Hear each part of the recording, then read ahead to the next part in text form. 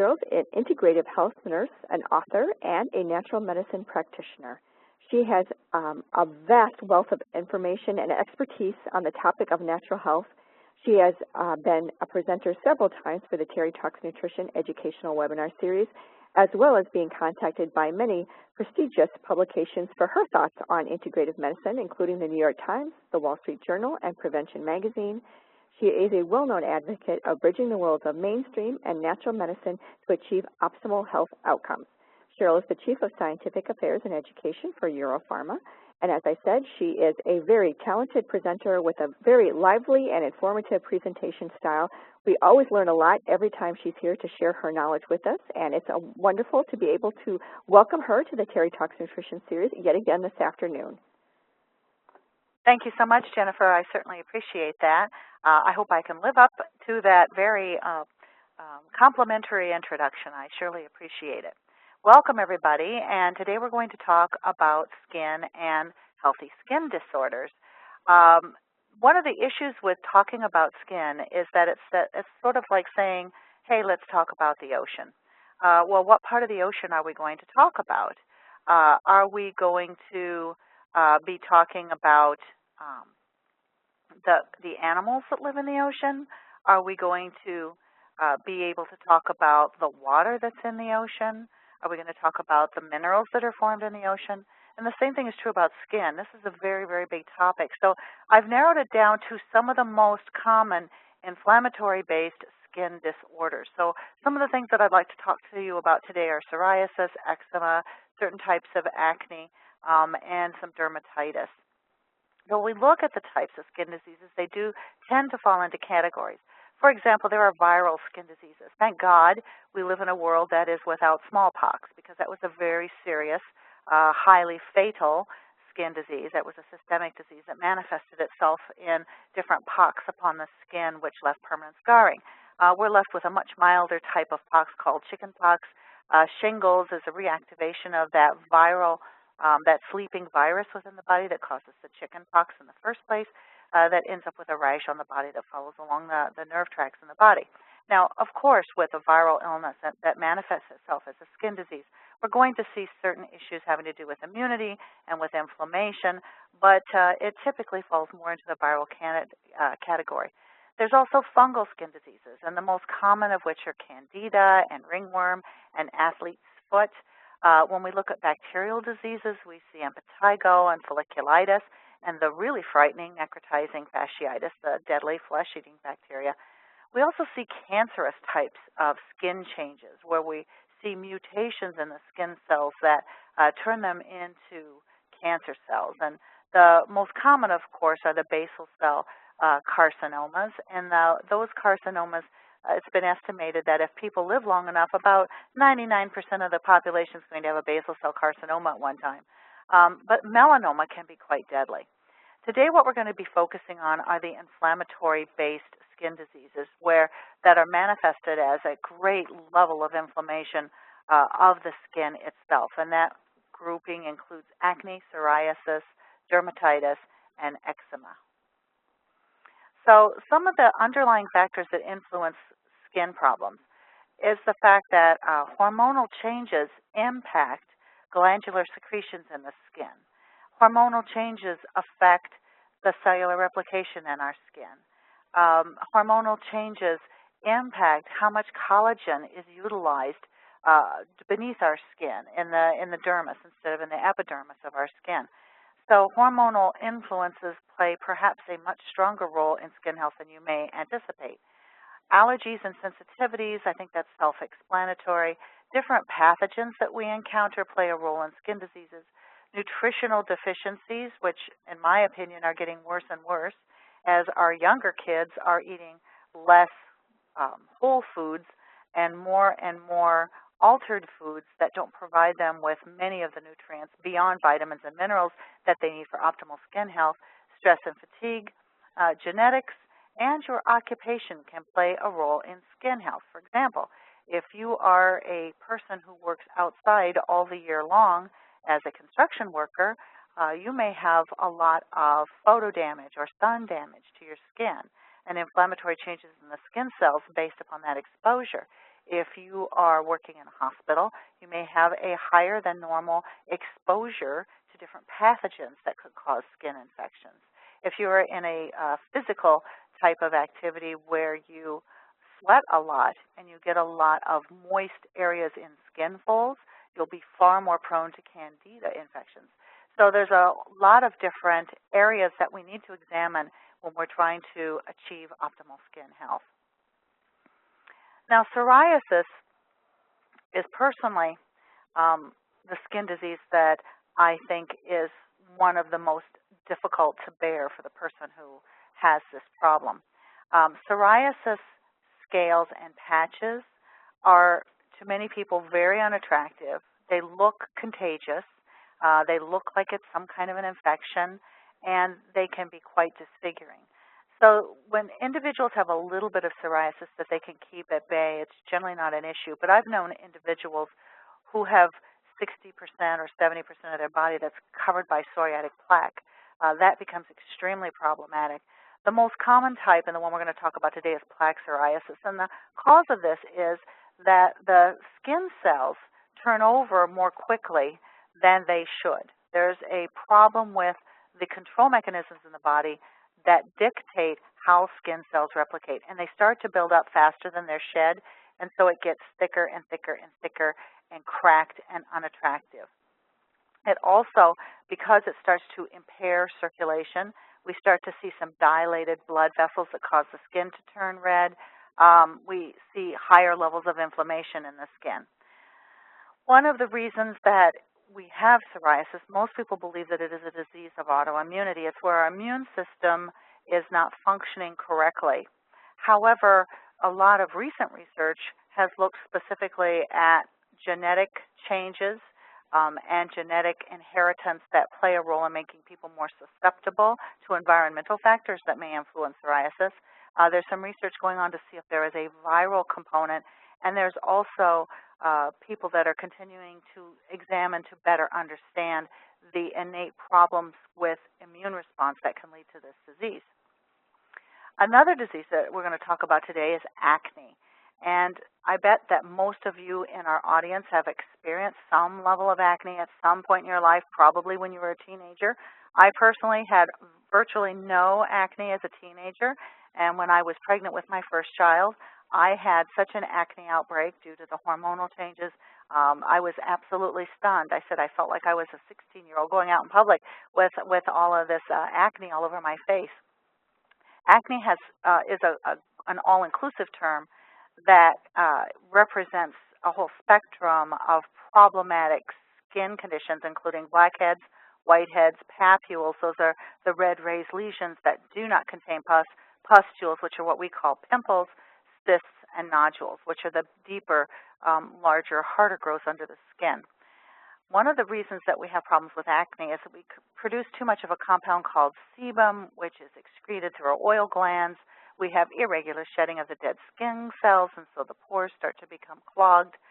This makes a perfect breeding ground for bacterial infections to take up residence and to start to cause the inflammatory process that leads to pimples and acne.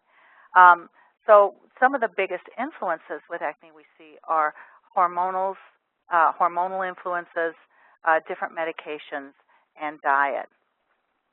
Eczema is also sometimes called atopic dermatitis, and it's the Greek word for bubbling over. You have dry red skin and sometimes really intense itching. So this can be, even though this is not a life-threatening disease, this can be really uncomfortable. It often appears in infancy and childhood, and sometimes people outgrow this condition, and they do not experience it as an adult. But sometimes it continues into adulthood. There's something called the atopic triad. People who have eczema often also have asthma and hay fever. 80% of children with eczema also develop asthma or hay fever. That's an astounding statistic. It's related to allergic reactions, and there may be some component of autoimmunity to eczema. And it tends to be genetic. It runs in families, but there are modulating factors having to do with developing asthma that have to do with the environment. So even though we all know the names of these diseases, and some of you in our audience may in fact be sufferers yourself of these diseases, There's not a clear causative factor that's yet been determined, despite a lot of investigation, which leads me to believe that they are quite complex and probably multifactorial in their origin. Some of the other dermatitis conditions have to do with itching and inflamed skin, that sometimes it is because of an irritant contact. If you're allergic to a hand soap, suddenly you'll get a red rash on your hands. Some people have a lot of metal allergies. I know a lot of people who can only wear gold or silver jewelry because other jewelry sometimes has nickel in them that causes an inflammatory response. And sometimes when we see individuals, especially with congestive heart failure, that don't get proper circulatory return from their lower extremities, we see this dermatitis, it's called stasis dermatitis, start to develop on the top of the foot and around the ankle, sometimes up through the calf. So some of the triggers for all of these conditions have to do with irritants, temperature changes, humidity changes, different types of food exposure, allergens, and microbes, not to mention stress and hormones. So our conventional approaches to the treatment of inflammatory skin conditions have to do with trying to rein in the body's allergic response, trying to shut down the inflammation system, trying to slow down the immune system, and trying to kill any microorganisms that are playing a causative role in any of these conditions. So one of the most commonly prescribed drugs are the steroids, both oral and topical.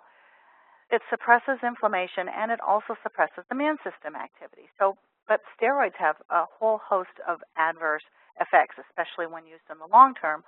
And so anything that we can do to help individuals not have to be steroid dependent for years and years. These are all chronic conditions. So it's not like some conditions where you might use a steroid drug for a week or 10 days and then not be on it again. This is ongoing therapy. Topical steroids are not quite as problematic as oral steroids with their adverse effects, but they do cause skin thinning. And ongoing use of topical steroids can cause to 10 or 20 years down the line a lot of new developing skin disorders as well. Antihistamines rein in a compound called histamine that our body makes in response to having an allergic reaction. And histamines are what causes some of the red raised bumps and rashes. When we pull back on histamine, unfortunately, it does reduce the itching, but you're not supposed to operate, if you're using some of the traditional antihistamines, you're not supposed to operate heavy machinery or drive your car, and if you're using it in the daytime, you might be quite sleepy at work. There's the calcineurin inhibitors that are immune suppressors that work on top of the skin, antibiotics to try to kill the bacteria that is problematic for the disease, immunomodulators, which are compounds that help to settle down or rein in the immune system, but unfortunately with immunomodulators we see a lot of adverse effects, and ultraviolet light therapy, especially for eczema. We're starting to see some people starting to use UVB lights to try to help. Oops, I'm sorry. I was just told by Jennifer that the audio is cutting in and out, so I will try to speak more clearly and make sure all my connections are good. So when in an integrative approach, we're actually trying to do some of the same things. We do want to rein in inflammation, but we don't want to wipe it out. We do want to help to kill some of the microorganisms that can contribute to some of these skin conditions, but we don't want to use a broad spectrum kind of antibiotic that also wipes out the good bacteria in our gut. We do want to slow down our body's allergic response, so not quite so much histamine is released. So many of the treatment goals of the mainstream drugs are also things that we want to achieve with the integrative approach, but we want to try to do so in a manner in which is gentler on the body and has fewer long-term effects, including some of the very serious adverse effects that's associated with these drugs. So one of the things that we want to address first has to do with relieving inflammation and also helping to get rid of some of those pathogens, especially we see in acne, some of the issues with having too many of the acne-causing bacteria on the skin. Now, believe it or not, what goes on in your gut affects your acne status. And I know it sounds kind of creepy, but think of your colon and your lower intestines as the storing house of your probiotics for everywhere in your body. So if you have a bad balance of good to bad bacteria in your gut, chances are you're going to have a bad balance on your skin as well. Additionally, if you have candida overgrowth in the gut, too many yeast in the gut and not enough healthy bacteria, you're going to see yeast infections manifesting themselves in other parts of the body, not specifically in the colon. They have found that in people with acne, bacterial overgrowth in the intestines of the negative kinds of bacteria is 10 times more prevalent. 10 times is 1,000%. So if we can do even a little bit to improve that bacterial balance, it is going to manifest itself as very positive and significant changes in the acne. So we need to make sure that we're getting healthy probiotics on board to help shift that balance in the right direction. Now, probiotics have not been as clinically investigated for psoriasis, but they do play a role in eczema because it has an allergic connection. And sometimes allergies are connected to a syndrome we call leaky gut in the intestines. And that's a syndrome where the doors open a little bit too wide in the gut, and they allow entry to objects that normally would be screened out, protein molecules that are too large, etc. And that irritates the heck out of our immune system because our immune system can't decide, is this a bacteria I need to go after, or is this a normal part of the human digestive process? As a result of irritating the immune system, it makes it hypersensitive and overly responsive. So even though it seems like a very indirect connection, even with eczema, rebalancing the probiotics in the gut makes real sense. Probiotics are also anti-inflammatory.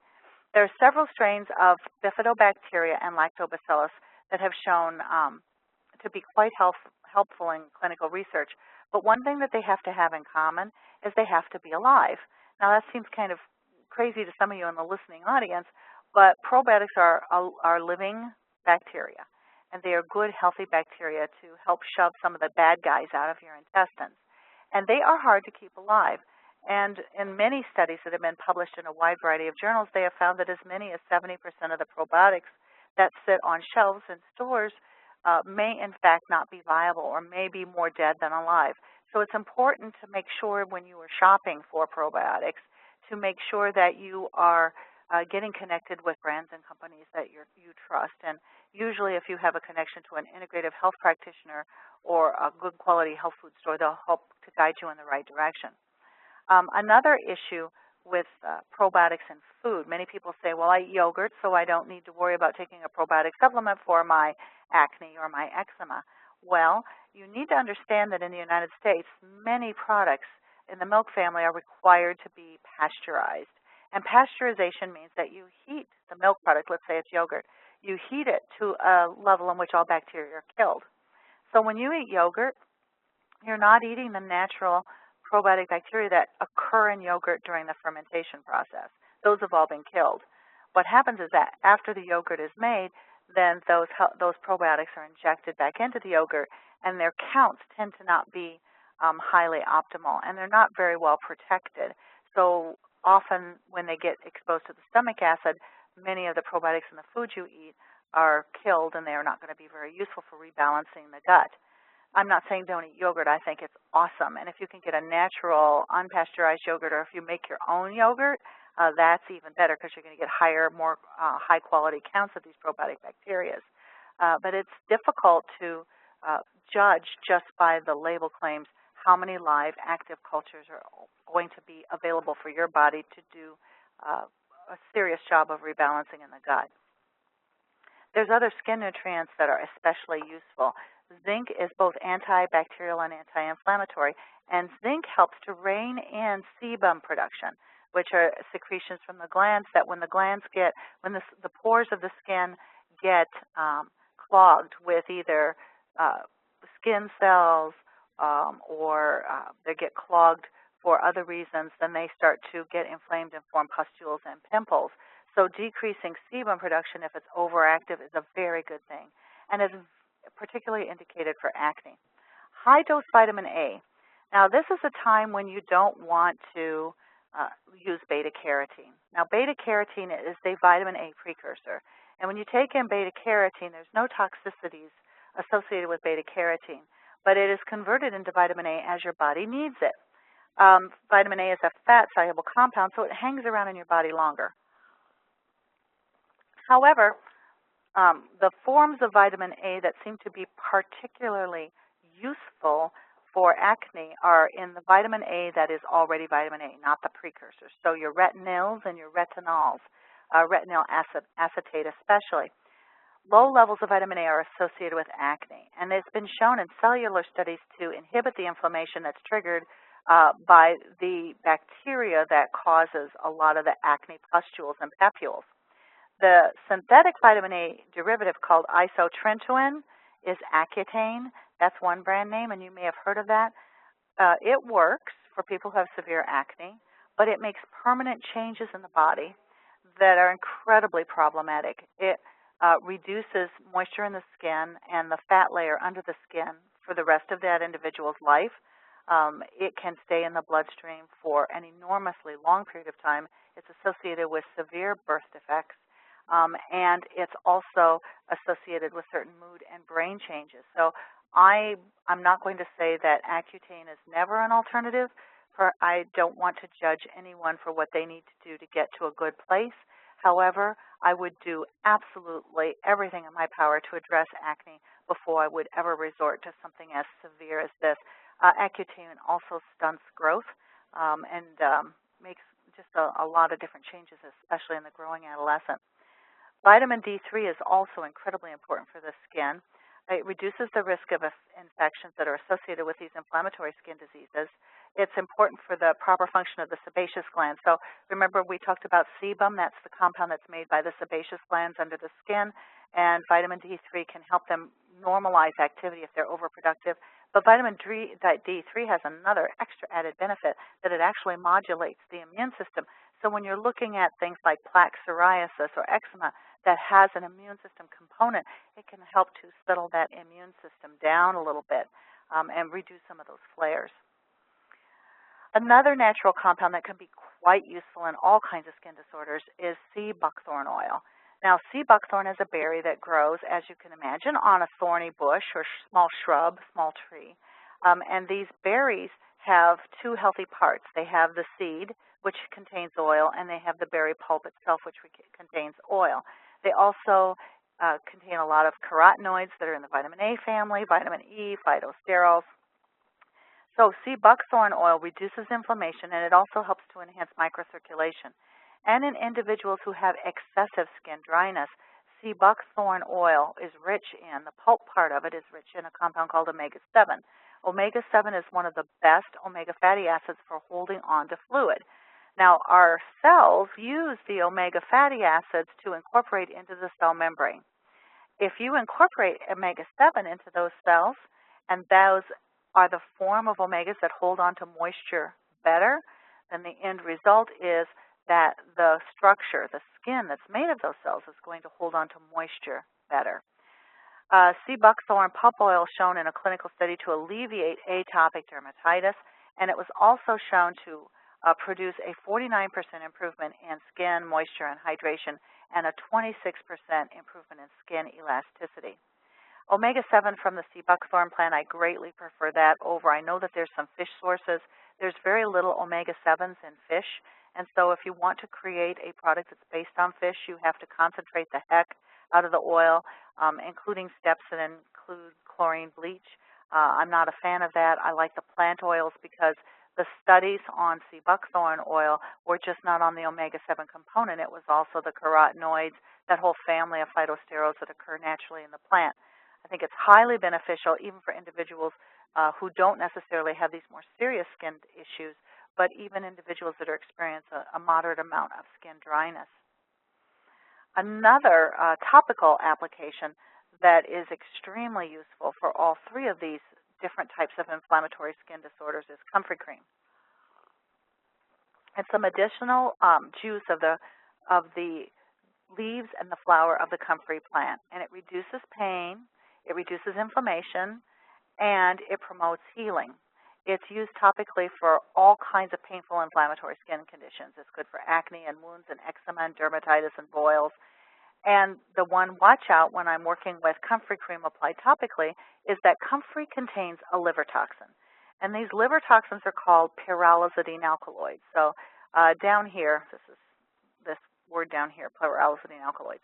Comfrey is very, very healthy. It used to be used as an oral product or an oral tea until it was discovered that these pyrrolizidine alkaloids can cause severe liver damage and even liver cancer. So the FDA asked many years ago, many decades ago, the FDA requested that all oral Comfrey products be taken off the market, even though we all know that Comfrey contains compounds that can be extraordinarily useful. They let ointments and topical creams and salves stay on the market, even though a small amount of those pyrrolizidine alkaloids might be absorbed through the skin, as long as certain warnings were put on the labels. So there's a new Comfrey cream that's out of Germany. It's a pharmaceutical from Germany that is pyrrolizidine alkaloid free. So you don't have to limit its use. You don't have to keep it away from open areas. Even women that are pregnant or nursing can use this topical Comfrey cream for inflammatory skin lesions. Another natural product that can be very useful for skin is curcumin. Now, curcumin is the active compound that you find in turmeric. Turmeric is a healthy spice. It's also used as a coloring agent. If you've ever had yellow mustard on a sandwich, that brilliant neon yellow is not from the mustard plant. That's a little bit of turmeric that's been sprinkled in there as a natural coloring agent. But that compound in turmeric that makes it that brilliant yellow-orange is curcumin. So curcumin is a pigment. Isn't that the way it often is when we look at plants? The very compound that causes them to have their color is sometimes the most powerful natural medicine in the plant. For example, tomatoes are red because of lycopene, and carrots are orange because of beta-carotene. When we look at zeaxanthin, that coloration causes the pinkness in shrimp and salmon and flamingos, even though we don't eat flamingos. That's all associated with with astaxanthin, astaxanthin intake. So there's all these different colors that occur in the plant world that are associated with health. So curcumin is the pigment in turmeric that makes it that color. But turmeric only contains 2% to 5% curcumin. So if you're using it as a medicine, it's very, very difficult to get systemic absorption and serum levels of turmeric's curcumin to a level that's necessary for some of these applications. Now, curcumin downregulates inflammatory cytokines that are associated with atopic dermatitis and other inflammatory skin conditions. What that means is that our inflammation system has signalers that sort of orchestrate the things that happen in an inflammatory response. If you can suppress the signalers a little bit, if you can quiet them down, then the signals become weaker and you don't have the massive inflammatory response. So that's what they mean by downregulating inflammatory cytokines. In one study using oral curcumin at 2 grams per day, it reduced the severity of radiation dermatitis. This was associated with radiation therapy. It also reduces the inflammatory cytokines and transcription factors that are associated with psoriasis. And this is really important, because when we look at psoriasis, one of the most prevalent inflammatory cytokines is TNF-alpha, tumor necrosis factor alpha. You have an overexpression of these TNF cytokines. And one of the things that curcumin most brilliantly does is that it helps to rein in that TNF-alpha that's associated with an outbreak. Now, there are TNF-alpha inhibitors in the drug world, but unfortunately, the way that they work is different than the way curcumin works. And in their excitement to try to reduce TNF-alpha in the body, they also depress the body's immune response.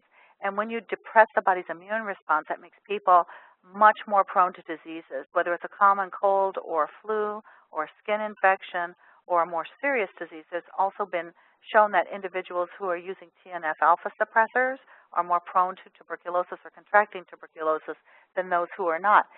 It's also associated with, these drugs are also associated with increases in both malignant, meaning cancerous, and non-malignant, meaning benign tumors in the body. That's never been associated with curcumin. In fact, the opposite is true. And the reason is because it doesn't try to wipe out TNF-alpha. It merely modulates that pathway. So Mother Nature doesn't like it when you wipe out a whole system in the body, but Mother Nature's pretty responsive if you politely ask her to just quiet down a little bit. That's why I'm a big fan of using curcumin orally to help individuals with psoriasis.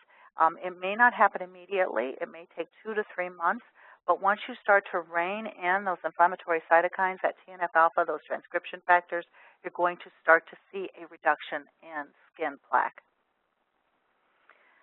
So I'm often asked, well, what is the best way to take care of your skin? Well, for most individuals, it's not a good idea to use hot water because hot water strips the body of certain protective oils. And I am a sucker for a hot shower and a hot bath and a hot tub, and I like heat as well. It's very therapeutic. If I've been traveling a lot and my back is sore, it feels fabulous. But if you do have an inflammatory skin condition, try to use lukewarm water because the heat can sometimes get the skin activated and angry looking. Also consider a water softener and water purification systems. They can play a tremendous role in helping to reduce some of the irritants in our tap water for people who have inflammatory skin diseases. Don't rub, pat, be very gentle, use specialized cleansers instead of soap that strips the oil off of the skin. In fact, there is one school of thought for certain types of dry skin acne of not using any type of cleanser on the face at all, but merely using a washcloth with warm water once a day to wipe the face. No excessive washing, no excessive stripping of the oils from the skin. Because what they found is that people who have dry skin acne, when they start to use cleansers and or cleansers that strip the oil from the face, or soap, or excessive hot water, have a great flare-up of acne on their skin. It seems counterintuitive, doesn't it? But in those cases, reducing the amount of time you spend washing and scrubbing the skin can cause greater levels of skin healing. For most individuals, now acne is kind of a mixed bag because if you have oily skin acne, there are moisturizers that can actually make it worse. But there are also moisturizers that can be beneficial. But when you apply moisturizer, do it within 3 minutes of bathing because moisturizers help to hold that water in your skin that you've just been exposed to in the bath or in the shower. You can apply a moisturizer again when you change clothing and during the day as needed. And when you select skincare products, look for as natural as possible. There may be times when you have to make a compromise. Maybe there's 1 or 2 ingredients on the label that you wish they weren't there. But sometimes there are certain compounds that may be necessary if you are having serious issues with your skin. But I'm always saying, if we can be natural 90% of the time, that's a great goal to shoot for. The other issue I run into a lot when people talk to me about different types of skin conditions is the fact that there's this one-size-fits-all mentality that if an individual has acne or psoriasis or eczema, that there's one treatment protocol that everyone fits into. That's not exactly true. And I know that we have a broad mix of individuals in our audience today. I know that we have practitioners and pharmacists and people who work in natural product retail, as well as consumers who may actually have these problems. But whatever level you're at currently in investigating these types of skin diseases, whether it's for yourself or for a loved one or on a commercial basis, please remember the huge amounts of individuality that each person brings to the table. And there may be some experimentation that's necessary to find that combination that's really going to make a difference for them. And I may sound a little bit like a little bit too much Sally Sunshine, but I truly do believe that there is a natural protocol that can make a tremendous difference in the lives of anyone with any of these types of skin disorders. It may not be perfect, it may not 100% eliminate the problem, but we can all get to a much better place with these skin disorders. So for a foundation, what I generally recommend to individuals is a non-oil-based omega-3 fatty acids. I know that most DHA and EPA are found in fish oils and krill oils. I prefer non-oils for use with these skin problems. The DHA and EPA attach to phospholipids. Omega-3 fatty acids can make a tremendous difference in psoriasis, eczema, and acne. I recommend a high absorption curcumin. Curcumin doesn't absorb very well. I personally prefer a curcumin that's blended with turmeric essential oil to boost absorption. Vitamin D up to 5,000 IU per day. Now, if you're working with an integrative health practitioner and you have certain genetic inefficiencies, it's not a genetic damage or problem, but some people are just better at metabolizing vitamin D in the body than others.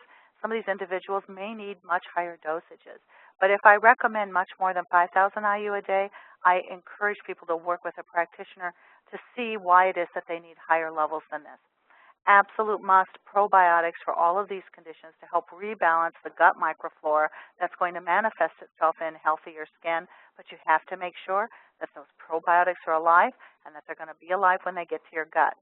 And a pyrrolizidine alkaloid-free comfrey cream applied topically to reduce pain, to reduce itching, especially in eczema. This is brilliant in eczema for reducing itching because eczema is sort of a downhill spiral. When you start to get these red scaly patches, if you itch and itch and itch, you start to get bigger and bigger open areas. So you have to get that itching under control. Comfrey cream is a nice non-steroidal way to do that, and then also to facilitate wound healing. For acne, to this foundation, this is a foundation I recommend for virtually everyone. But to acne, I also have other considerations. And I might want to say that this is from a dietary supplement intervention perspective. There's a lot of things you can do for acne with regards to diet and lifestyle. Individuals used to say that high levels of sugar in the diet made acne worse. And then doctors debunked that and said, no, we gave sugar to adolescents and it didn't make their acne worse. Au contraire.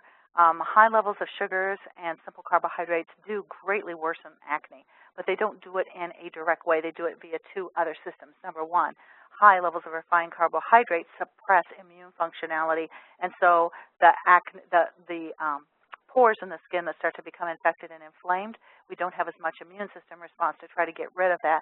But number two is that it feeds the yeast in our gut, and when yeast gets strong and healthy and vigorous, they push the good guys away.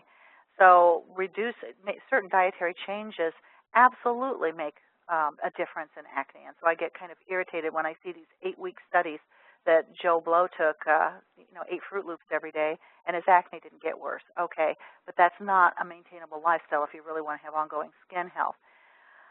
But from a dietary supplement perspective, getting off my soapbox, but when we look at dietary supplements, one of the things you have to do is improve detox. So increase fiber and water intake. You need to carry more compounds. These people who have acne tend to be very hormonally active. When your hormones are broken down and used up, your liver grabs them, bundles them up into bile, and dumps them in the gut for elimination. If you don't have good levels of fiber on board to absorb those toxins, guess what's going to happen? Most of them are going to reabsorb during the digestion process, and your liver heaves this huge sigh, and it has to start all over again. So proper detox means you have to have a lot of fiber on board so that it can absorb those broken down, used up hormones and carry them out of body instead of having them recirculate throughout the body. So sometimes when I'm talking to folks and they're talking about acne, I recommend fiber, they kind of do a double take like, really? Isn't fiber for constipation? Fiber is extremely important for detox. I also recommend fiber for women who have premenstrual issues or women who are going through menopause because the same thing is true. As your hormones are taken out of circulation because they're damaged, they are eliminated via the gut. If you don't have fiber there to absorb them, they will be reabsorbed and they will continue to add to your estrogen dominance or whatever other issues you're having. So increasing water intake, increasing fiber intake, even if it's supplementary fiber. If you suspect that a person has a sluggish liver, consider a milk thistle or sesamin product to help stimulate liver detox. You also want to kill the acne bacteria. So I like chelated zinc at 30 to 60 milligrams a day. This is a relatively high dose that I generally only recommend for individuals who are having a lot of acne issues. For regular zinc supplementation, I generally don't go up much above 15. But zinc is so anti-acne that it's useful to use in a formulation to help address by using it at this level. High-dose vitamin A as the retinol acetate form or other retinol form, 10,000 or more IU per day. If you're going to go much above 10,000 IU, I think it's best if you're working with an integrative health practitioner or a clinical dietitian to help guide you in that. Oral sulfur. Sulfur is enormously antibacterial. It's a natural mineral compound. You can also use you can use sulfur. There's certain applications of sulfur topically as well that can be very, very useful as a natural intervention to kill acne bacteria. 200 to 500 milligrams daily. For young women or for women who are dealing with a lot of hormonal issues, I often recommend chaste tree berry extract because this chaste tree berry extract helps to balance healthy levels of progesterone to estrogen in the body that can play itself out as healthier skin. And for men who are having a lot of issues with acne, sometimes that's related to a conversion of free testosterone and testosterone to a less positive form of testosterone called DHT, dihydrotestosterone. Regardless of all these chemical names, saw palmetto and green tea extract both inhibit the enzyme that converts testosterone in the first place, and some have found that skin health improves when testosterone stays in its active form instead of being converted to DHT. Now with eczema and other dermatitis, we have to hydrate the skin because there's a huge element of dryness, and that's where sea buckthorn, seed, and berry oil shine, and it has to be a combination. Don't go for just a sea buckthorn berry oil or a sea buckthorn seed oil. They both contain compounds that are enormously beneficial when used together, and so I like the two used together. You have to quiet down the allergic response, and you may have a lot of different ways that you're working with individuals to help quiet that allergic response, but there's a couple of ways I found that work. One is there's traditional Chinese medicine formulas that are developed specifically for allergy to help rein in excessive histamine production. There's a TOA-free cat's claw. Cat's claw is an herb also called Uncaria tomentosa. In South America, they call it Uña de gato. It comes in two forms, POA and TOA. The POA is the good one, powerful. TOA is the terrible one. So make sure you get TOA-free cat's claw. That can have an excellent response in helping to rein in excessive histamine production. I have to say a word about this. Even though that's one of my favorites, the TOA-free cat's claw is extremely useful. Even though it's one of my favorites, it doesn't work very quickly. The traditional Chinese medicine formulas work pretty quickly, but the cat's claw, you have to stay on it 3 to 6 months to start to get really superior results. And purple butterbur can be very, very useful at helping to rein in excessive histamine. Work from the inside out. I really like topical coconut oil. I know a lot of people like aloe, and aloe is really good as well, but topical coconut oil applied to the body not only smells yummy, it's extremely good for eczema and other types of dermatitis, not just because it's soothing, not just because it's hydrating, but because it contains factors that facilitate skin healing, help to quiet down an overactive skin immune response, and it also has some antibacterial agents in it as well. And while it's important with everyone, especially in eczema and other types of dermatitis, you got to look at the gut, because if they do have issues with food allergies that are triggering their eczema and dermatitis, you need to, number one, explore those dietary changes that will make them healthier, and number two, improve that mucosal integrity, help to tighten up those doorways so things aren't slipping through that shouldn't. And there's a lot of different products on the market that are targeting leaky gut. And I also enjoy using digestive enzymes to make sure that food is broken down into its smallest sizes. So even if those doors in the intestines aren't shut quite as well or aren't tight quite as they ought be, at least the molecule size is going to be reduced, which is less irritating for our immune system. And the type of digestive enzymes I generally recommend are pancreatin, which is a natural animal compound that contains enzymes that digest fats, carbohydrates, and proteins. I like the plant forms of enzymes are okay for digestion, but if you really want to move into reducing inflammation, I really prefer the animal enzymes because they not only play a role in digestion, they also help to relieve systemic inflammation. Now, psoriasis can be the most difficult to treat from a natural perspective. And with psoriasis, I really like topical aloe vera. Remember, for eczema, I like coconut oil, but for psoriasis, studies really weigh in favor of aloe vera topically. And you absolutely have to calm an overactive immune system. That's where that TOA-free cat's claw comes into play, 40 to 60 milligrams a day. And then another one that may surprise you is boswellia, because boswellia is not an all-around anti-inflammatory. It's not as good as curcumin for all-around inflammation, but there's one place where boswellia shines, and that has to do with the 5-LOX pathway of inflammation. It is a leukotriene antagonist, which means it fights against leukotrienes in the body, and the leukotriene system is exactly what's activated in psoriasis. So you're hitting the nail on the head when you use boswellia for individuals who have psoriasis. So in summary, skin disorders are really complex. I wish that this presentation would have been, here's one single natural product for all your skincare needs. It's not. It takes a lot of experimentation and combination to try to affect how the skin can be made healthy from a variety of directions. But what we have to also consider is that skin disorders are really isolating.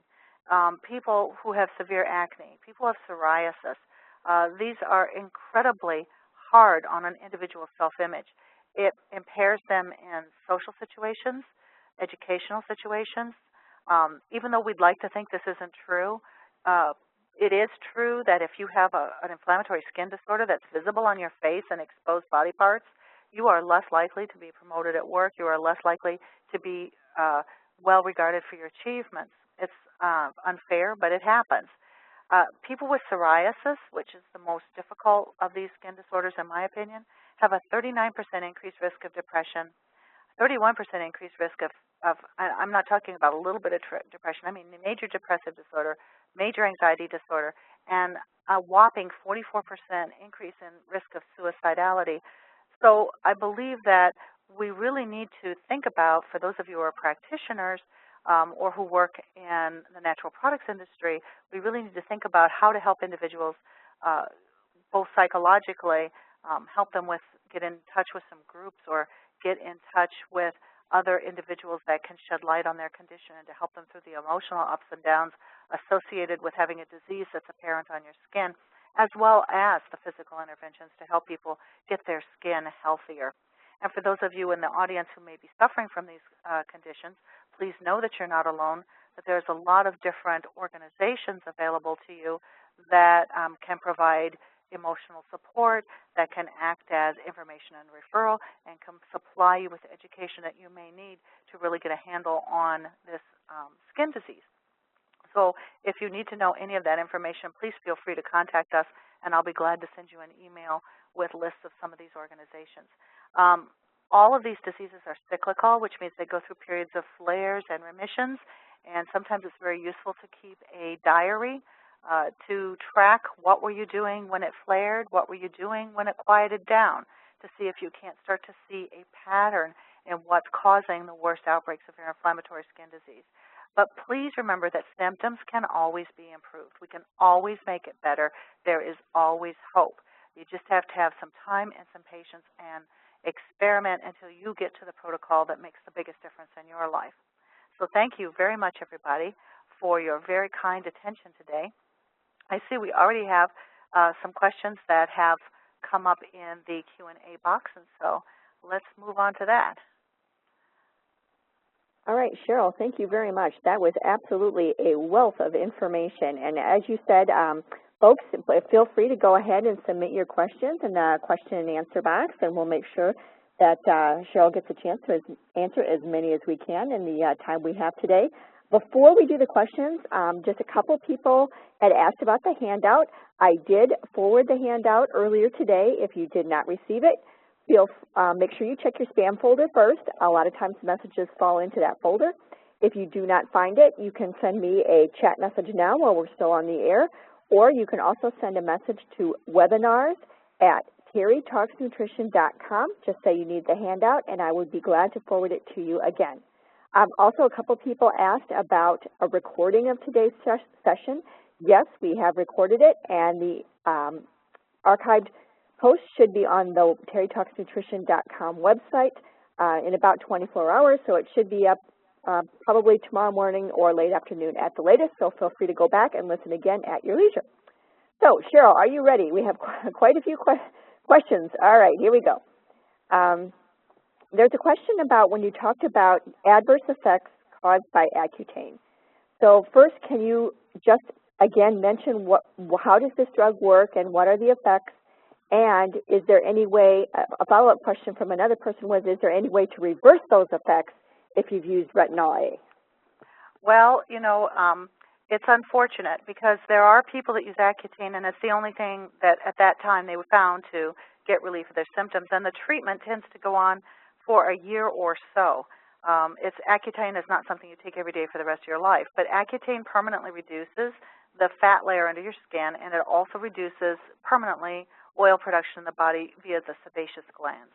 So some of the issues that you have, the permanent changes with after you've had Accutane, is that you have skin dryness. So yes, you may rein in incredibly difficult problem with acne, but then you're left with the issue of having skin dryness.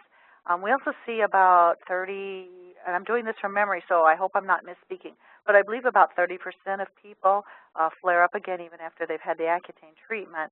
So for some people, it doesn't completely eliminate acne, but it greatly reduces it, dramatically reduces it to a more livable level. But for some individuals, they continue to have flares and they have to undergo another dose. The longer your exposure to Accutane, the more serious the impairment of the oil production in the body. And so later on, you may see issues with dry skin, wrinkling, itchy skin, sometimes some irritation in the joints because you've got some decreased lubrication in the joints. I think that some of the things that we can do for individuals who have used Accutane in the past is oils, and more oils. So I would recommend sea buckthorn oil internally. I love that blend of the pulp and the berry seed because then you're getting the full spectrum of the sea buckthorn nutrients, not just the omega-7. Coconut oil on the skin, if you're using something lubricative on the skin to prevent dryness, and those non-fat-based EPA and DHA attached to phospholipids, that special type of omega-3 fatty acid delivery system, because you're going to probably need a little extra help throughout the rest of your life with helping to kind of compensate for that. Okay. For the question, when you were talking about curcumin, was the dosage of 2 grams per day regular curcumin or 2 grams per day of the enhanced absorption curcumin? In that study, it was 2 grams per day or 2,000 milligrams of regular absorption curcumin. And so with an enhanced absorption curcumin, you could probably get by easily with 1 capsule per day. Okay. Although I always add, if it's a very large person, over 200, 250 pounds, you may want to go to 2 per day, just based on size. Okay, there was another question. It's not clear what ingredient they were discussing. A question about safety for younger children, ages 6 to 10. So the person who asked that question, if you wanted to clarify if there was a particular ingredient that was of concern, please let us know, and I'll come back to that question. Another one, going back to curcumin, in comparison with purple mushroom for cancer, do you have a preference for one over the other? Absolutely curcumin, although I love purple mushroom. I think that it's got some wonderful immune-stimulating properties as well as the anthocyanins that are antioxidant. So I would honestly use them both together, but the vast majority of research is on curcumin, and curcumin is anti-cancer in so many different pathways, both in helping to prevent cancer, helping individuals who are undergoing active cancer therapies, helping individuals prevent the recurrence of cancer, or even when people are in a non-cure situation, helping people live longer even though they have cancer. The variety of pathways and genetic expression that curcumin touches, I have never seen duplicated by any other natural product. So curcumin is always my number one go-to for any type of cancer. But that's not to say that I don't think that purple mushroom is an also wonderful product. Just following up on curcumin, that person who was asking about safety for kids was, in fact, asking about curcumin. So do you recommend curcumin for kids in the ages of 6 to 10? Absolutely. It's extremely safe. Of all of these recommendations, including the sea buckthorn oil and some of the other, the comfrey creams, all of those things are safe for children. My exceptions would be you don't give higher doses of vitamin A to little children, and you don't give higher doses of zinc to little children because they have little bodies. They don't need those higher doses. I would say if you're going to start to use higher dose vitamin A and zinc, which is most commonly what you use with acne, you need to be 12, 13 years old. Going back to the Chase treat, are there any interactions with oral contraceptives? None of which I am aware, because it affects how the body makes progesterone, and it helps to improve making progesterone in the body, which helps to naturally balance out the estrogen. Progesterone and estrogen should be in balance in the body. If estrogen gets too high, which is generally what happens when you start to see estrogen dominance, you start to have a lot of hormonally related difficulties. So you want the progesterone to stay adequate so that it kind of reins in the estrogen. But I've not seen anything that would indicate that chaste tree berry extract would, or it's also called Vitex Anus Castus, is contraindicated with birth control pills. But when in doubt, talk to your pharmacist just to make sure. Okay. On the zinc, someone is asking, can you clarify what form of zinc? Was there a specific form of zinc? Was it zinc picolinate, zinc as an oxide, zinc arginate? Do you have a specific recommendation for the form of zinc? Well, my preference for minerals is that they be chelated. And chelated is not just a mixing together process. It's an actual binding process with an amino acid. So in our bodies, amino acids are the building blocks of protein. So our bodies very easily recognize amino acids, and they very easily absorb amino acids. So when you have a chelation process, let's say that you have zinc bound to this amino acid. Zinc is an inorganic molecule. It is this is a bit of an exaggeration, but let's just pretend it's a rock. So in order to help get absorption, you attach the molecule that the body understands so that when it absorbs the amino acid, it pulls the mineral in with it. Minerals are notoriously hard to absorb, and you're not going to get benefits unless they are absorbed. So that's why I like the chelations. I am cautious about certain types of chelations. There's a company called Albion, A-L-B-I-O-N. They make their whole life's work about chelating minerals, and they have scientific evidence that their chelation remains intact, that the amino acid and the mineral stay stuck together until it gets to your gut for proper absorption. Some of the weaker chelates, like when you see rice protein chelates or milk protein chelated minerals, unfortunately, when they get to the acid in the stomach, that bond gets broken, and so you end up with a free-floating mineral and a free-floating amino acid. It's not going to hurt you, but then you don't get what you paid for because the body will absorb the amino acid easy peasy, and then the mineral is just going to be floating there knocking at the door. So I do like the chelated forms, and the form that I think is the Cadillac in the industry is from a company called Albion. And there's a lot of different commercial companies that use their minerals in their products. Okay, I think you answered this already, but just a quick refresher in case somebody missed it. For the sea buckthorn for eczema, were you talking about using it externally or internally? Well, internally is what some of the hydration studies were done on, because you want that omega-7 to be absorbed systemically and incorporated into the cells of the body. However, topical is really good too. I like sea buckthorn oil as a moisturizer, and it can be used topically. But in this presentation, I was talking about it orally. Would AHCC work to quiet the allergic response?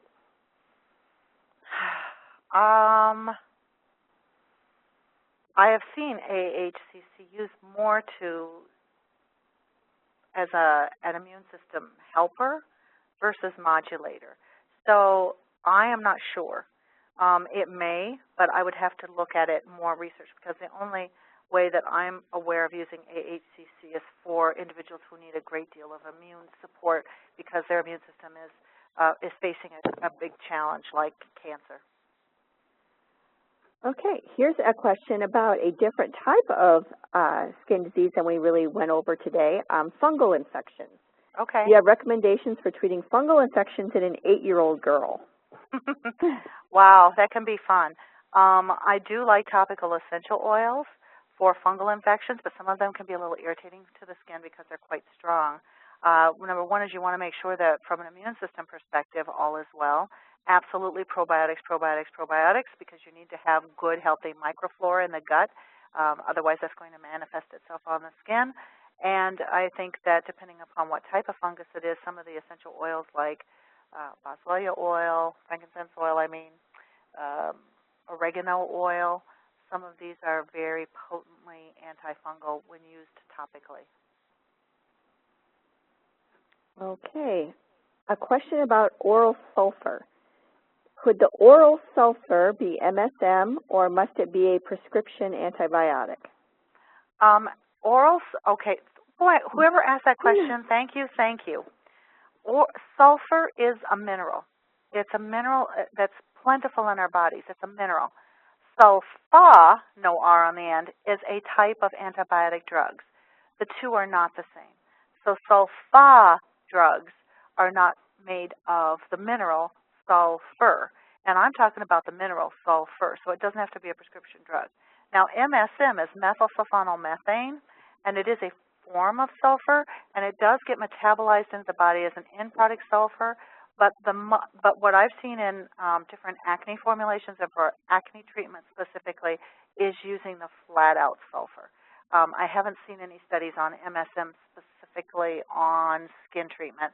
It's been more, MSM has been more systemic on enhancing methylation processes in the body and also on reducing issues like there's some good studies on rheumatoid arthritis, that sort of thing. Okay, here's a question from someone who has a 9-month-old boy. He's fed organic or homemade baby food, but he has eczema. Is comfrey the best thing for his skin, and what about probiotics? 9 months old? Yes. Well, I don't know if he's still breastfeeding or not, but if he's still breastfeeding, I would encourage mama to take good probiotics herself and also to take a good omega-3, like the one I've been describing that's high in DHA, because then the breast milk will have higher levels of these essential omega fatty acids for skin health, and also merely by contact with the skin, babies tend to acquire and colonize the good probiotics that their mamas have. If the child is no longer breastfeeding, I would talk to your doctor about finding ways to incorporate some probiotics, or if your child is eating a good, healthy, organic yogurt, if they don't have issues with the milk portions of it, that's another way to try to introduce healthier levels of probiotics. But yes, the topical comfrey would probably settle down that inflammation. And there is hope, because a lot of children who have eczema as children don't go on to have it as adults. It's more common in children. Some do. So I'm so glad this mama is paying close attention to what can be changed in the diet and environment to help reduce this. But for now, those are probably the best two interventions. Okay, here's a question from someone who is making their own yogurt, and she says there's debate about whether you can get the probiotics outside of an enteric-coated pill, because she's been told probiotics can't survive stomach acid. So what is your opinion on this? Well, I sound like a lawyer, but it depends. When you take, and good for you, come to my house, please, and make me some homemade yogurt, because it tastes totally different. I love it. But when you're taking a probiotic in a food matrix, you have, what we see is that our gut acid, our stomach acid, was designed to kill bugs. Why? Because human beings are just not that clean. We have stuff all over the food we eat and all over our hands. And back when we lived in the forest, maybe we picked up apples and there wasn't any hand disinfectant and all that sort of thing. So we would ingest a lot of germs along with our food. And so the role of the stomach acid, aside from starting to assist in digestion, was to kill the bugs so that we didn't get sick every time we ate. So it's awesome. But then when you're trying to introduce a healthy bacteria, it has to run the gauntlet of that stomach acid. When you consume probiotics in a food matrix like yogurt or kefir or something like that, the food itself buffers some of that acid. And so as much as 50% may survive intact to get to the gut. And additionally, if you are taking a probiotic on an empty stomach, it absolutely has to be, cannot survive without some level of enteric coating. But if you're taking your probiotic with food, again, the food itself neutralizes some of the stomach acid and makes the pH of the stomach a little bit more alkaline during the eating process, and also buffers them somewhat, and so you'll get greater survival. There are also certain species of lactobacillus that are more resistant to stomach acid than others. So I would look for clinically studied lactobacillus, if you're taking it as a supplement, that have been shown to be more resistant to stomach acid exposure. Okay. Well, folks, for those of you who have sent in a request for the handout, I did get your email. As soon as we're done today, I'll make sure to forward the handouts to you. And I'm just skimming through. I think we got through the questions in the queue. I think I got a couple of in the Maybe chat some box. came to you directly. All right.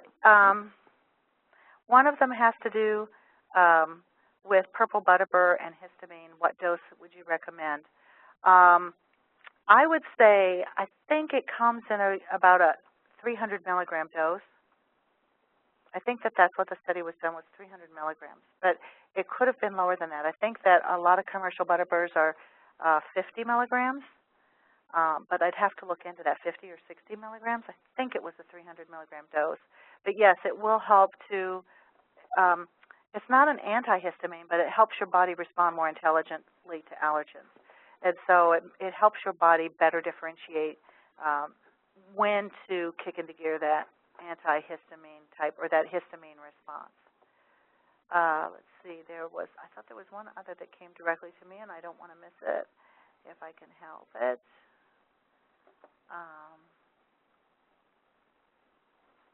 And here is one that, here's someone who had a concern that comfrey works too well and that it can seal over infected areas. That's not been my experience. If you have a deep puncture wound, you do want to see a healthcare practitioner because of the many microorganisms that can be trapped in a deep puncture wound. But other than that, and if it's cleared and if it's considered, if it's not contaminated, there's no issues with comfrey for that. But the ones I have no concern about are the more like the abrasions to the skin or incisions on the skin. I've never seen a case where it heals over an infected area. Usually if people have an infection, when the skin is healed on the surface and there's infection under the skin, it's very often from a medical procedure gone awry. For example, individuals that have had like mesh implanted because of a hernia, or people who've had mesh for bladder surgery. Sometimes in those processes there's a certain level of contamination that occurs. But I have never seen a case of skin overhealing and then the infection being trapped under the skin.